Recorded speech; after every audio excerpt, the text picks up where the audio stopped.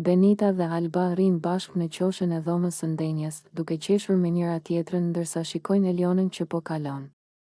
Qeshja e tyre tingëllon paksa tallse dhe Eliona e kupton menjëherë që ato po flasin për të.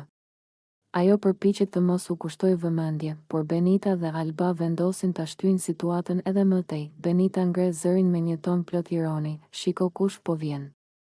Zonja më e mira e shtëpisë. Sa i qetë je sot, Eliona, mos u lodhe duke na injoruar." Alba qesh dhe i shton menjëherë një koment tjetër, edhe më të nënkuptuar, po e lejmë rehat, se mos na lodhet shumë me atë energjinë e saj të tepërt. "A thua vallë s'ka punë tjetër veç se të na shohë nga lart?" Të dyja nisin të qeshin sërish dhe është e qartë që po kërkojnë ta provokojnë. Ato shikojnë njëra tjetrën gjithë të qeshura, sikur po presin që Eliona të reagojë, që të kenë më shumë arsye ta vazhdojnë talljen. Eliona ndalon, merr frymë thellë dhe i shet të dyja me një qetësi të fortë, por me sy që tregojnë se nuk është as pak e lumtur me sjelljen e tyre. "Ani, të mbaruat?" pyet ajo me një ton të ftohtë, pa ngritur zërin.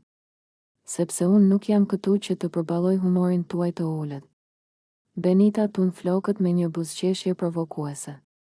"Po pse po mërzitesh kaq shpejt, moj Eliona? S'të bëm asgjë." Alba ndërhyn sërish dhe e sheh me një shikim sfidues. "Vetëm po bëjmë pak shaka. Apo të prishen shakat kur janë për ty?" Eliona i afrohet atyre një hap më shumë, pa e humbur kontrollin, por duke e bërë shumë të qartë që nuk do të ulet as të hesh. "Mund të qeshni sa të doni mes jush," thot ajo me një ton të prerë, "por mos u merrni me mua. Nuk më intereson loja juaj, nuk më intereson tallja juaj.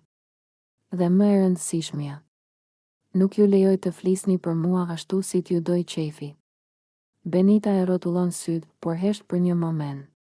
Alba po ashtu mbetet pa fjalë, e habitur nga qëndrimi i fortë i Elionës. Eliona vazhdon, "Do të flas kur dua, do të rri me këtë dua, dhe nuk më prek as pak çfarë mendoni."